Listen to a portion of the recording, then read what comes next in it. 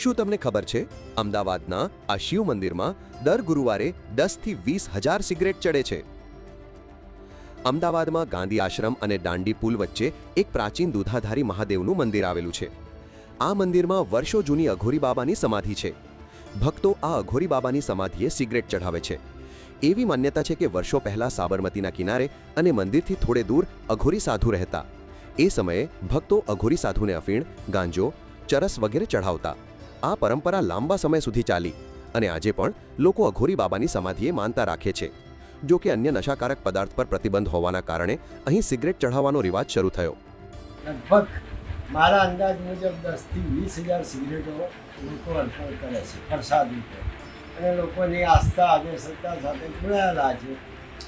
અહીંયા કોઈ મેલી વિદ્યા, જૂઠ, દૈયા કશું થતું નહીં. તમારી આસ્થા શ્રદ્ધા સાથે દાદાને સિગરેટ અર્પણ કરો. અહીંના અઘોરી બાબા હાજરા હાજર હોવાની માન્યતા છે. આજે પણ દર ગુરુવારે મોટી સંખ્યામાં ભક્તો બાબાના દર્શનાર્થે આવે છે.